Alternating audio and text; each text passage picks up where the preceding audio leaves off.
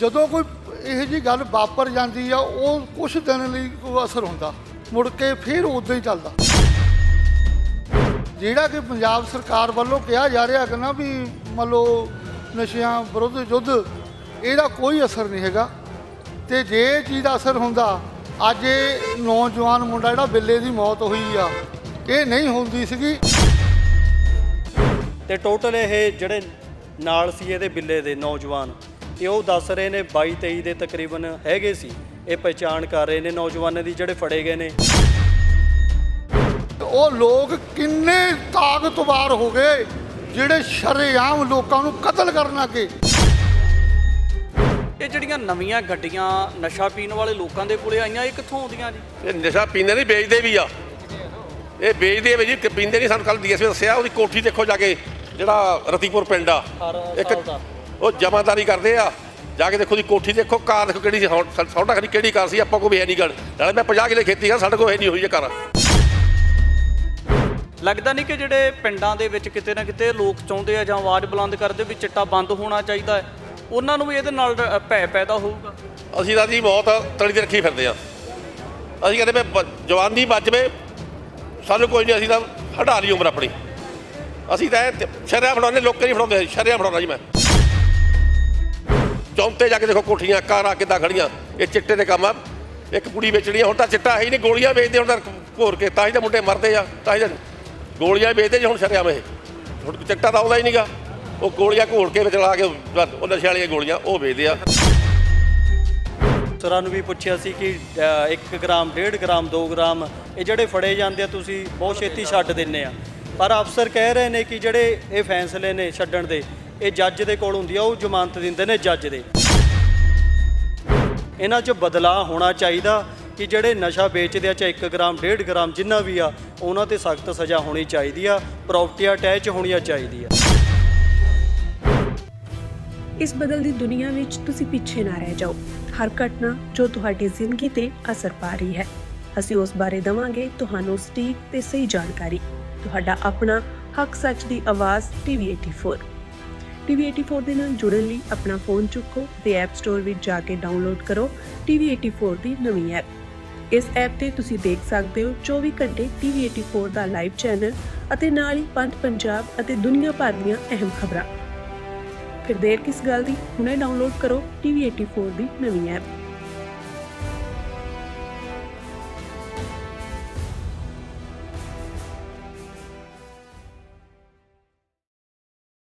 ਤਕਰੀਬਨ ਬੀਤੇ 3 ਦਿਨ ਪਹਿਲਾਂ ਨੌਜਵਾਨ ਗਗਨਦੀਪ ਸਿੰਘ ਉਰਫ ਬਿੱਲਾ, ਜਿਹੜਾ ਕਿ ਲਗਾਤਾਰ ਪੰਜਾਬ ਪੱਖੀ ਮੁਹਿੰਮਾਂ ਦੇ ਵਿੱਚ ਬੰਦੀ ਸਿੰਘਾਂ ਦੇ ਮੋਰਚੇ ਦੇ ਨਾਲ ਜਿੰਨੇ ਵੀ ਪੰਜਾਬ ਭਰ ਦੇ ਵਿੱਚ ਪ੍ਰਦਰਸ਼ਨ ਹੋਏ, ਉਹਨਾਂ ਦੇ ਵਿੱਚ ਸਭ ਤੋਂ ਅੱਗੇ ਹੋ ਕੇ ਸ਼ਮੂਲੀਅਤ ਕਰਦਾ ਰਿਹਾ। ਇੱਥੇ ਹੀ ਬਸ ਨਹੀਂ, ਪਿੰਡ ਦੇ ਵਿੱਚ ਚਿੱਟਾ ਵੇਚਣ ਵਾਲਿਆਂ ਦਾ ਸ਼ਰੇਆਮ ਵਿਰੋਧ ਕਰਦਾ ਰਿਹਾ, ਜਿਹਦਾ ਕਿਤੇ ਨਾ ਕਿਤੇ ਇਸ ਚੀਜ਼ ਨੂੰ ਲੈ ਕੇ ਉਸ ਨੌਜਵਾਨ ਨੂੰ ਖਮਿਆਜ਼ਾ ਭੁਗਤਣਾ ਪਿਆ।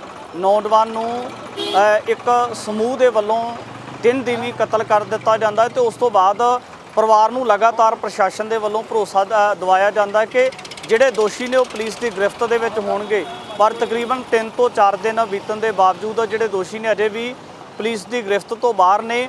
ਔਰ ਇਸੇ ਨੂੰ ਲੈ ਕੇ ਮਾਛੀਵਾੜਾ ਸਾਹਿਬ ਦਾ ਜਿਹੜਾ ਥਾਣਾ ਆ, ਉਹਦੇ ਬਾਹਰ ਰੋਸ ਪ੍ਰਦਰਸ਼ਨ ਕੀਤਾ ਜਾ ਰਿਹਾ। ਥਾਣੇ ਦਾ ਘਿਰਾਓ ਹੋਇਆ ਹੈ।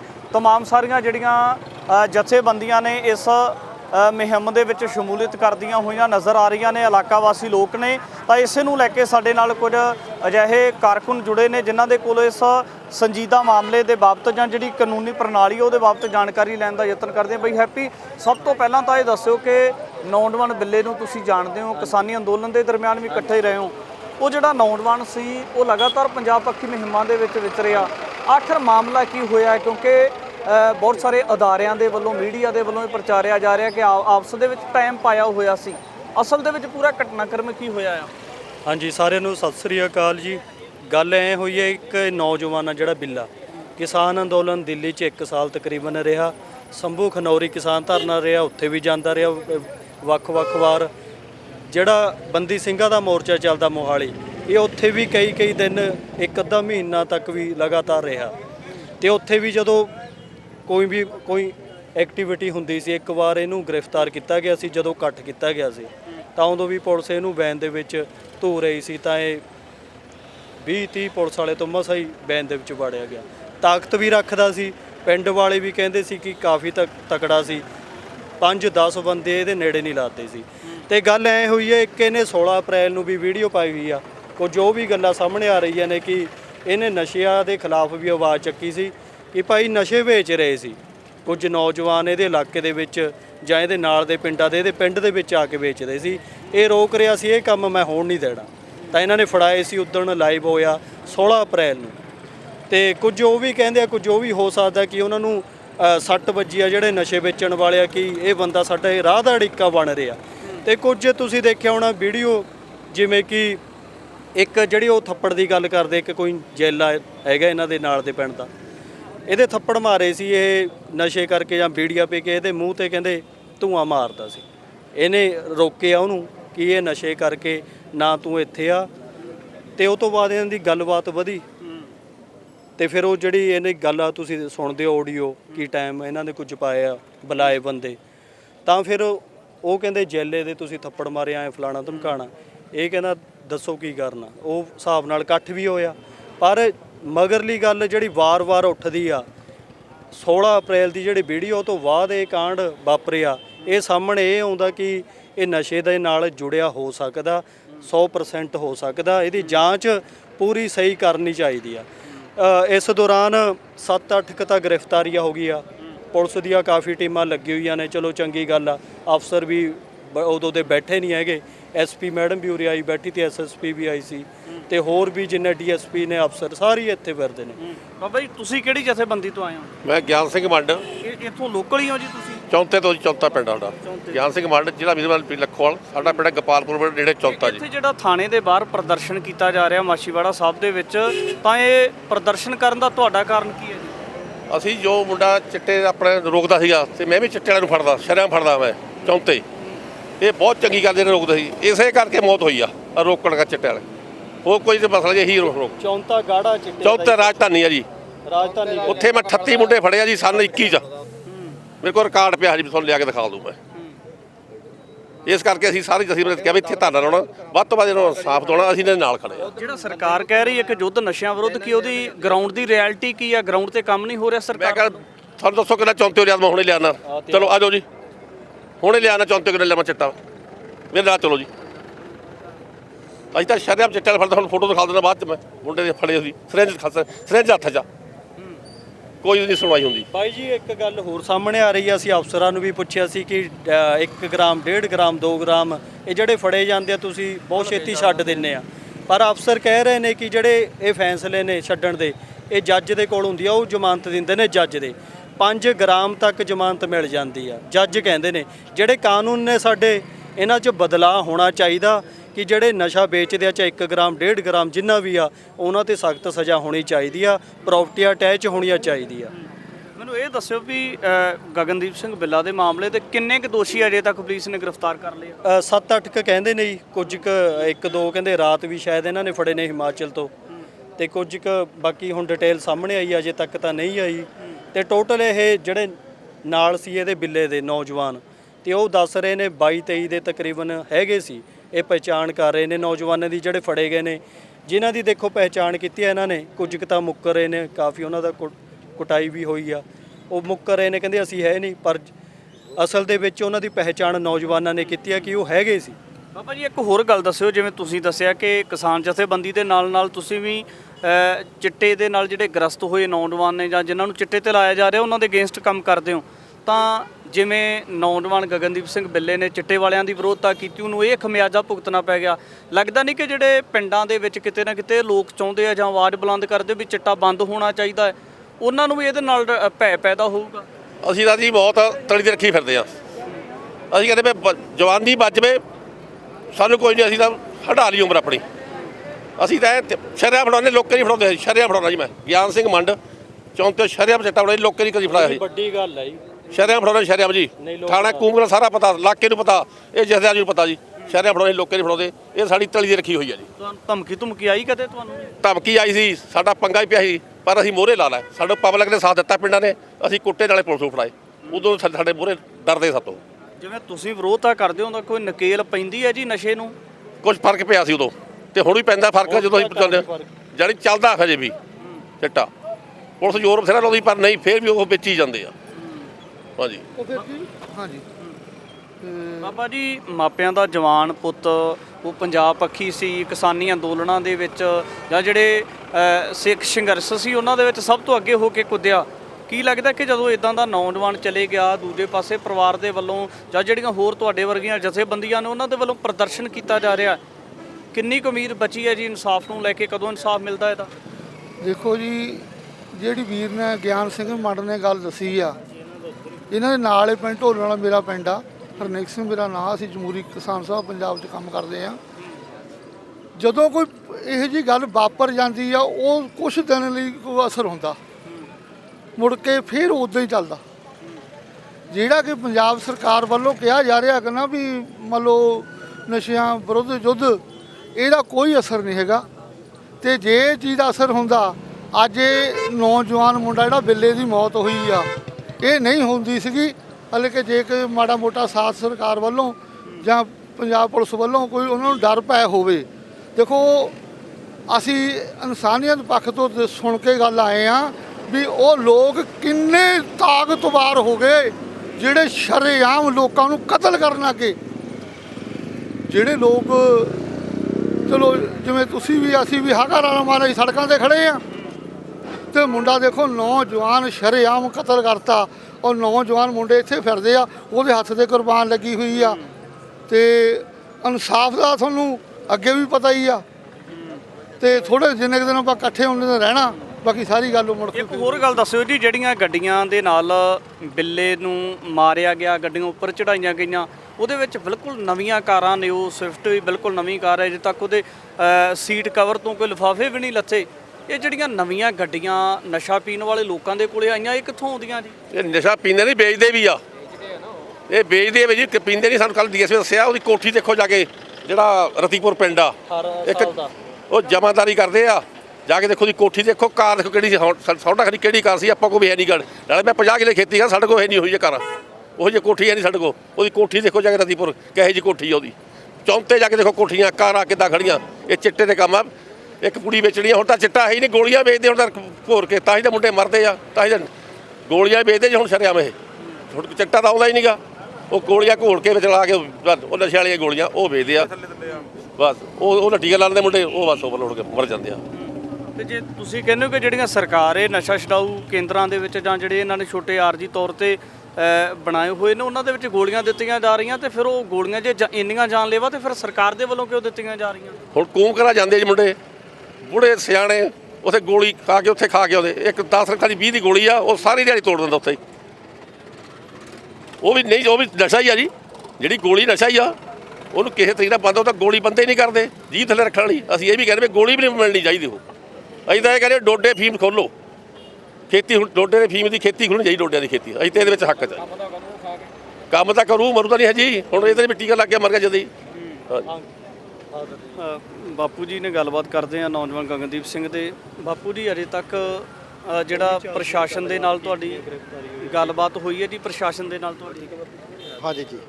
ਤੇ ਕੀ ਵਿਸ਼ਵਾਸ ਦਵਾਇਆ ਜੀ ਪ੍ਰਸ਼ਾਸਨ ਨੇ? ਪ੍ਰਸ਼ਾਸਨ ਚਲੋ ਪੂਰਾ ਵਿਸ਼ਵਾਸ ਦਿਵਾਉਂਦਾ ਵੀ ਆਪਾਂ ਇੱਥੇ ਵੀ ਮਤਲਬ ਜਲਦੀ ਤੋਂ ਜਲਦੀ ਜਿਹੜੇ ਹੈਗੇ ਦੋਸ਼ੀ ਰਹਿੰਦੇ ਆ।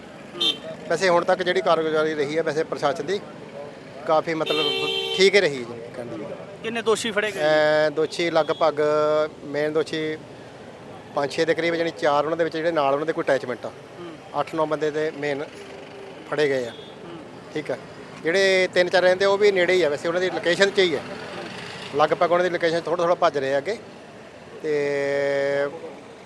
ਉਹ ਵੀ ਪੂਰੀ ਮਤਲਬ ਹੋ ਜਾਊਗਾ ਵੀ ਅੱਜ ਇਹ ਹੋ ਜਾਵੇ ਲਗਭਗ। ਤੇ ਬਾਕੀ ਚਲੋ ਕੋਈ ਨਹੀਂ, ਜੇ ਕੋਈ ਘਾਟ ਰਹੂਗੀ ਆਪਾਂ ਦੇਖੋ ਫਿਲਹਾਲ ਸਾਰੇ ਮੈਂ ਚਲੋ ਜਥੇਬੰਦੀਆਂ ਦਾ ਜਿੰਨੇ ਵੀ ਇੱਥੇ ਭੈਣ ਭਾਈ ਸਾਡੇ ਪਹੁੰਚੇ ਹੈ ਨਾ, ਦੂਰੋਂ ਨੇੜਿਓਂ ਜਿੰਨੀਆਂ ਵੀ ਜਥੇਬੰਦੀਆਂ ਜਾਂ ਕਿਸਾਨ ਜਥੇਬੰਦੀਆਂ, ਮੋਰਚੇ ਵਾਲੇ ਸਿੰਘ ਪਹੁੰਚੇ ਆ। ਪਹਿਲਾਂ ਤਾਂ ਸਾਰਿਆਂ ਦਾ ਹੀ ਅਸੀਂ ਬਹੁਤ ਬਹੁਤ ਧੰਨਵਾਦ ਕਰਦੇ ਹਾਂ ਕਿ ਸਾਡੇ ਇਹ ਦੁੱਖ ਦੀ ਘੜੀ ਦੇ ਵਿੱਚ ਨਾ ਨਾਲ ਖੜੇ ਆ ਸਾਡੇ। ਤੇ ਸਾਡਾ ਵੀ ਇਹ ਵੀ ਅਸੀਂ ਸਾਰਿਆਂ ਨੂੰ ਚਲੋ ਨਾਲ ਲੈ ਕੇ ਚੱਲੀਏ ਹੈ ਨਾ। ਤੇ ਐਦਾਂ ਸੀਗਾ ਵੀ ਕੁਛ ਪੋਸਟਮਾਰਟਮ ਤੇ ਥੋੜ੍ਹੀਆਂ ਕਈ ਗੱਲਾਂ ਹੁੰਦੀਆਂ ਵੀ ਉਹ ਸੱਟਾਂ ਨਹੀਂ ਵਿਚਾਰ ਜਾਂ ਕਿੱਦਾਂ, ਤੇ ਪੋਸਟਮਾਰਟਮ ਲਗਭਗ ਹੋ ਚੁੱਕੇ ਆ। ਪੋਸਟਮਾਰਟਮ ਹੋ ਚੁੱਕਿਆ। ਬਾਕੀ ਸੰਸਕਾਰ ਦਾ ਕੋਈ ਗੱਲ ਨਹੀਂ, ਜਿੱਦਾਂ ਭੈਣ ਭਾਈ ਕਹਿਣਗੇ ਆਪਾਂ ਉਸ ਹਿਸਾਬ ਨਾਲ ਉਹਨੂੰ ਫ੍ਰੀਜ਼ਰ ਵੀ ਕਰ ਸਕਦੇ ਹਾਂ ਹਜੇ। ਜਾਂ ਆਪਾਂ ਨੂੰ ਕੋਈ ਘਾਟ ਵਾਧ ਲੱਗਦੀ ਹੈ, ਬਾਕੀ ਆਪਾਂ ਬੈਠ ਕੇ ਗੱਲਬਾਤ ਕਰ ਲੈਂਦੇ ਹਾਂ ਨਾ ਵੀ ਫਿਲਹਾਲ ਉਹ ਦੇਖ ਕੇ ਵੀ ਛੇਤੀ ਵੀ ਕਿਵੇਂ ਆ ਪ੍ਰਸ਼ਾਸਨ ਦੀ ਕਿੰਨੀ ਕੁ ਘਾਟ ਆ। ਵੈਸੇ ਥੋੜ੍ਹੀ ਬਹੁਤੀ ਘਾਟ ਜ਼ਿਆਦਾ ਲੱਗਦੀ ਨਹੀਂ ਹੈਗੀ, ਚਲੋ ਕੁਛ ਨਾ ਕੁਛ ਤਾਂ ਹੁੰਦੀ ਹੈ, ਜਿਵੇਂ ਐਂ ਵੀ ਕੁਛ ਦੂਰ ਨੇੜੇ ਭੱਜ ਜਾਂਦੇ ਆ ਬੰਦੇ, ਦੋਸ਼ੀ ਜ਼ਿਆਦਾ ਹੋਣ ਕਰਕੇ ਨਾ ਥੋੜ੍ਹੇ ਜਿਹੇ ਦੂਰ ਨੇੜੇ ਭੱਜਣ ਕਰਕੇ ਥੋੜ੍ਹਾ ਓਟ ਲਈ ਚੀਜ਼ ਆ ਹੈ ਨਾ। ਬਾਕੀ ਉਹਨਾਂ ਵੱਲੋਂ ਲਗਭਗ ਪੂਰੀ ਸਹੀ ਕਾਰਵਾਈ। ਜਿਵੇਂ ਤੁਸੀਂ ਪੋਸਟਮਾਰਟਮ ਕਰਾਤਾ ਤਾਂ ਜਿਹੜੇ ਉੱਥੇ ਦੇਖਭਾਲ ਕਰ ਰਹੇ ਨੇ ਲਾਸ਼ ਦੀ, ਤਾਂ ਉਹਨਾਂ ਨੇ ਕਿਤੇ ਇਸ ਚੀਜ਼ ਨੂੰ ਲੈ ਕੇ ਦੱਸਿਆ ਕਿ ਪੋਸਟਮਾਰਟਮ ਕਰਾਉਣ ਤੋਂ ਬਾਅਦ ਕਿੰਨਾ ਸਮਾਂ ਤੱਕ ਲਾਸ਼ ਨੂੰ ਰੱਖ ਸਕਦੇ ਹੋ? ਹਾਂ ਉਹ ਤਾਂ ਵੈਸੇ ਅਸਲ ਦੇ ਵਿੱਚ ਤਾਂ ਉਹ ਕਹਿੰਦੇ ਵੀ ਰੱਖ ਨਹੀਂ ਸਕਦੇ ਜ਼ਿਆਦਾ ਟਾਈਮ, ਵੀ ਲਾਸ਼ ਨੂੰ ਆਪਾਂ ਜ਼ਿਆਦਾ ਟਾਈਮ ਰੱਖ ਨਹੀਂ ਸਕਦੇ, ਵੀ ਉਹਦੇ ਵਿੱਚ ਕੋਈ ਨਾ ਕੋਈ ਮਤਲਬ ਪ੍ਰੋਬਲਮ ਆਉਂਦੀ ਆ। ਤੇ ਫਿਰ ਵੀ ਆਪਾਂ ਜਿਵੇਂ ਕੋਈ ਫ੍ਰੀਜ਼ਰ ਵੱਡੇ ਜਾਂ ਹੋਰ ਆ, ਜੇ ਆਪਾਂ ਨੂੰ ਕੋਈ ਲੱਗਦਾ ਵੀ ਆਪਾਂ ਰੱਖਣਾ ਚਾਹੁੰਦੇ ਹਾਂ ਜਾਂ ਉਹ ਕੀ ਵੀ ਘਾਟ ਆ ਜਿਹੜੀ ਹੈਗੀ ਆ, ਵੀ ਆਪਾਂ ਪੂਰੀ ਦਵਾ ਪਾ ਕੇ ਫਿਰ ਆਪਾਂ ਉਸ ਹਿਸਾਬ ਨਾਲ ਜਥੇਬੰਦੀਆਂ ਦੇ ਹਿਸਾਬ ਨਾਲ ਕੋਈ ਗੱਲ ਨਹੀਂ ਆਪਾਂ ਨੂੰ ਰੱਖ ਵੀ ਲਵਾਂਗੇ। ਤੇ ਫਿਲਹਾਲ ਹਜੇ ਉੱਥੇ ਉਹਨਾਂ ਕੋਲ ਹੀ ਆ। ਅਸੀਂ ਉਹਨਾਂ ਨੂੰ ਕਿਹਾ ਵੀ ਤੁਸੀਂ ਇਹ ਚੀਜ਼ ਦੀ ਕਾਹਲੀ ਨਹੀਂ ਪਾਉਣੀ ਵੀ ਅਸੀਂ ਸੰਸਕਾਰ ਜਲਦੀ ਕਰੀ ਚੁੱਕੀ ਆ। ਅਸੀਂ ਦੇਖ ਕੇ ਆਪਣਾ ਪੱਖ ਵੀ ਦੇਖਣਾ ਵੀ ਸਾਡੇ ਨਾਲ ਸਾਫ਼ ਸਹੀ ਹੋ ਰਿਹਾ ਜਾਂ ਨਹੀਂ ਹੋ ਰਿਹਾ। ਤੇ ਬਾਕੀ ਕੋਈ ਨਹੀਂ, ਸਾਨੂੰ ਪ੍ਰਸ਼ਾਸਨ ਤੇ ਵੀ ਉਮੀਦ ਆ, ਬਾਕੀ ਸਾਡੇ ਭੈਣ ਭਾਈਆਂ ਤੇ ਉਮੀਦ ਆ ਇਹਨਾਂ ਦੇ ਦਬਦਬਾ ਦੇ ਨਾਲ ਵੀ ਸਾਰਾ ਕੁਝ ਸਹੀ ਤਰੀਕੇ ਨਾਲ ਹੋ ਜਾਊਗਾ ਨਾ। ਫਰਕ ਤਾਂ ਪੈਂਦਾ ਜਦੋਂ ਭੈਣ ਭਾਈ ਸਾਰੇ ਨਾਲ ਖੜੇ ਆ, ਨਹੀਂ ਤਾਂ ਕੋਈ ਚਲੋ ਕੋਈ ਅਫਸਰ ਮਾੜਾ ਹੋ ਸਕਦਾ ਵਿੱਚ, ਕੋਈ ਅਫਸਰ ਵਧੀਆ ਵੀ ਹੋ ਸਕਦਾ, ਕੋਈ ਪਹਿਲਾਂ ਹੀ ਵਧੀਆ ਕੰਮ ਕਰੇ, ਚਲੋ ਜੇ ਵਧੀਆ ਕੰਮ ਕਰੇ ਫਿਰ ਤਾਂ ਉਹਨਾਂ ਦਾ ਧੰਨਵਾਦ ਹੀ ਆ। ਜੇ ਨਹੀਂ ਕਰਨਗੇ ਫਿਰ ਆਪਾਂ ਬੈਠੇ ਭੈਣ ਭਾਈ ਹੈਗੇ ਆਪਣੇ ਨਾਲ ਸਾਥ ਹੈ ਨਾ, ਸਾਰਾ ਸਿਸਟਮ ਖੜਾ ਹੀ ਹੈ ਨਾ। ਤੁਸੀਂ ਪੱਤਰਕਾਰ ਭਾਈਆਂ ਦਾ ਸਾਰਾ ਹੋਰ ਮਤਲਬ ਇਹਨਾਂ ਦਾ ਬੜਾ ਧੰਨਵਾਦ ਆ, ਕਿਉਂਕਿ ਜਿਹੜਾ ਮੀਡੀਆ ਮਤਲਬ ਮੇਨ ਰੀੜ੍ਹ ਦੀ ਹੱਡੀ ਹੁੰਦਾ ਸੰਸਾਰ ਦੇ ਵਿੱਚ ਜਾਂ ਕਿਸੇ ਵੀ ਆਪਣੇ ਸਮਾਜ ਨੂੰ ਚਲਾਉਣ ਲਈ।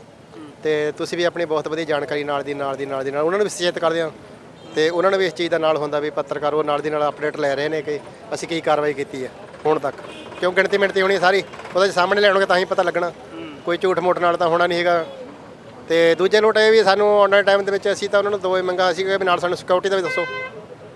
ਅੱਜ ਕੱਲ੍ਹ ਹੋਈ ਆ, ਕੱਲ੍ਹ ਚਿੱਟੇ ਵਾਲੇ ਕੀ ਆ ਵੀ ਕੱਲ੍ਹ ਸਾਡੇ ਕਿਸੇ ਵੀ ਪਰਿਵਾਰ ਮੈਂਬਰ ਦੇ ਹਮਲਾ ਕਰ ਸਕਦੇ ਆ, ਚਲੋ ਉਹਦਾ ਵੀ ਉਹਨਾਂ ਨੇ ਫਿਲਹਾਲ ਕਹਿੰਦੇ ਸੀ ਬੈਨ ਉੱਥੇ ਸਿਰਫ ਨੇੜੇ ਲਾਤੀ ਆ ਹੁਣ ਵੀ। ਤੇ ਬਾਕੀ ਅਗਲੀ ਜਿਹੜੀ ਕਾਰਵਾਈ ਹੋਊਗੀ ਉਹ ਦੇਖਾਂਗੇ ਵੀ ਕੀ ਕਹਿੰਦੇ ਆ। ਤੇ ਦੂਜਾ ਇਹ ਵੀ ਜਿਵੇਂ ਸਾਡਾ ਚਲੋ ਵੱਡਾ ਬੇਟਾ ਸੀਗਾ ਇਹ ਕਮਾਉਣ ਵਾਲੇ ਸਾਧਨ ਦੇ ਵਿੱਚ, ਤਾਂ ਹੁਣ ਅਸੀਂ ਆਪਣਾ ਜ਼ੋਰ ਲਾ ਲਿਆ, ਚਲ ਕਿੰਨੀ ਕੁ ਦੇਰ ਹੋਰ ਲਾ ਲਾਂਗੇ। ਤੇ ਉਹ ਚੀਜ਼ ਵੀ ਮੁੱਖ ਰੱਖ ਕੇ ਵੀ ਚਲੋ ਉਹ ਕਮਾਈ ਦਾ ਸਾਧਨ ਜਿਹੜਾ ਅੱਗੇ ਸਾਡੇ ਪਰਿਵਾਰ ਦੀ ਜੋ ਵੀ ਹੈ ਨਾ ਮੁਆਵਜ਼ੇ ਦੀ ਜੋ ਵੀ ਮੁਆਵਜ਼ਾ ਜਾਂ ਕੋਈ ਨਾ ਕੋਈ ਸਾਡਾ ਸਿਸਟਮ ਉਹ ਕੀਤਾ ਜਾਵੇ ਹੈ ਨਾ। ਤਾਂ ਆ ਜਿਹੜਾ ਇਕੱਠ ਆਇਆ, ਜਥੇਬੰਦੀਆਂ ਆਏ ਨੇ, ਆਪ ਮੁਹਾਰੇ ਲੋਕ ਚੱਲ ਕੇ ਆਏ ਆ, ਫਿਰ ਇਹ ਜਿਹੜਾ ਅੱਜ ਇਕੱਠ ਦਾ ਅਗਲਾ ਕੋਈ ਐਲਾਨ ਆ, ਫਿਰ ਇਹ ਇਕੱਠ ਇੱਥੇ ਪ੍ਰਦਰਸ਼ਨ ਕਰੋਗੇ ਜਾਂ ਫਿਰ ਇਹਨਾਂ ਨੂੰ ਹੁਣ ਮਤਲਬ ਆਗਿਆ ਦਿੱਤੀ ਜਾਊਗੀ? ਚਲੋ ਫਿਲਹਾਲ ਨਾ ਆਪਾਂ ਥੋੜ੍ਹਾ ਜਿਹਾ ਵਿਚਾਰ ਕਰਕੇ ਹਜੇ ਨਾ ਇਹਦੇ ਬਾਰੇ ਆਪਾਂ ਬੈਠ ਕੇ ਉਹ ਤੋਂ ਬਾਅਦ ਹੀ ਆਪਾਂ ਇਹਨੂੰ ਅਪਡੇਟ ਦਿੰਦੇ ਆ। ਤੇ ਕੁਝ ਆਪਾਂ ਨਾ ਕਹੀਏ, ਕਈ ਵਾਰੀ ਆਪਾਂ ਨੂੰ ਕੋਈ ਗੱਲ ਪਤਾ ਨਹੀਂ ਹੁੰਦੀ ਹੈ ਨਾ, ਆਪਾਂ ਥੋੜ੍ਹੀ ਜਿਹੀ ਹਜੇ ਆਪਾਂ ਮਿਲਣਾ। ਬਾਪੂ ਜੀ ਆਮ ਕਰਕੇ ਜਿਹੜੇ ਹੋਰ ਵੀ ਚਾਹੁੰਦੇ ਨੇ ਕਿ ਨੌਜਵਾਨ ਗਗਨਦੀਪ ਸਿੰਘ ਨੂੰ ਇਨਸਾਫ ਮਿਲਣਾ ਚਾਹੀਦਾ, ਪਰਿਵਾਰ ਨੂੰ ਇਨਸਾਫ ਮਿਲਣਾ ਚਾਹੀਦਾ ਹੈ, ਤਾਂ ਉਹਨਾਂ ਦੇ ਵੱਲੋਂ ਵੀ ਸੁਝਾਅ ਦਿੱਤੇ ਜਾ ਰਹੇ ਕਿ ਸਾਂਝਾ ਫਰੰਟ ਹੋਣਾ ਚਾਹੀਦਾ ਹੈ ਜਿਹਨੂੰ ਲੈ ਕੇ ਪਰਿਵਾਰ ਦੇ ਜਿਹੜੇ ਬਣਦੇ ਅਧਿਕਾਰ ਆ ਜਾਂ ਨੌਜਵਾਨ ਬਿੱਲੇ ਦਾ ਇਨਸਾਫ ਉਹ ਮਿਲ ਸਕੇ।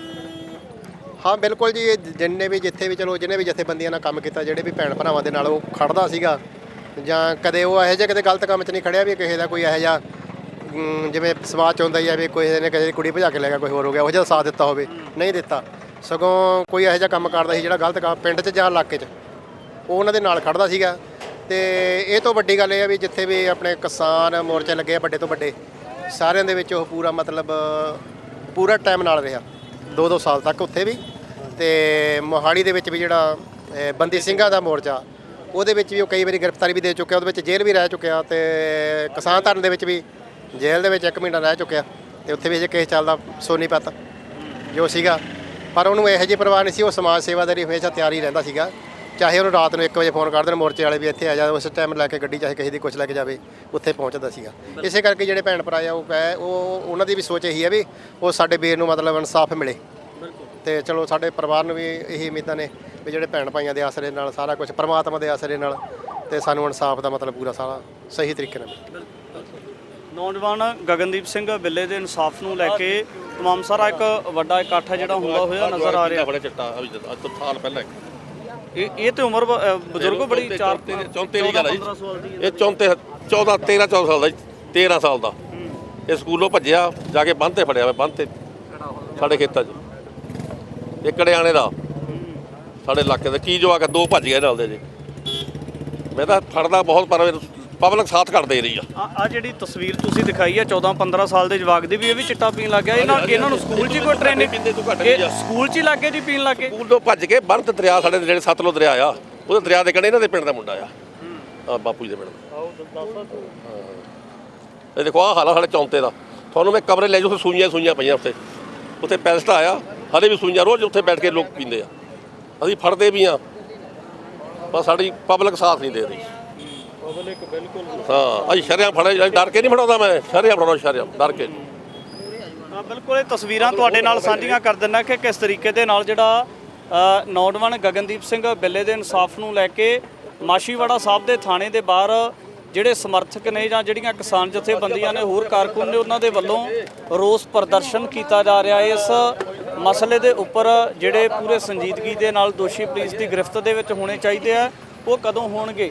ਅੱਗੇ ਵੀ ਜਿਹੜੀ तमाम ਸਾਰੀ ਜਾਣਕਾਰੀ ਹੈ ਉਹ ਇਸ ਸੰਜੀਦਾ ਮਸਲੇ ਦੇ ਬਾਬਤ, ਕਿਉਂਕਿ ਨੌਜਵਾਨ ਗਗਨਦੀਪ ਸਿੰਘ ਬਿੱਲਾ ਪੰਜਾਬ ਪੱਖੀ ਸੀ, ਪੰਥ ਪ੍ਰਸਤ ਸੀ, ਔਰ ਉਹਦੇ ਇਨਸਾਫ ਨੂੰ ਲੈ ਕੇ ਗੁਹਾਰ ਲਗਾਈ ਜਾ ਰਹੀ ਹੈ। ਅੱਗੇ ਵੀ तमाम ਸਾਰੀ ਗੱਲਬਾਤ ਲੈ ਕੇ ਇਸ ਸੰਜੀਦਾ ਮਾਮਲੇ ਦੇ ਬਾਬਤ ਤੁਹਾਡੇ ਤੱਕ ਹਾਜ਼ਰ ਹੋਵਾਂਗੇ। ਧੰਨਵਾਦ।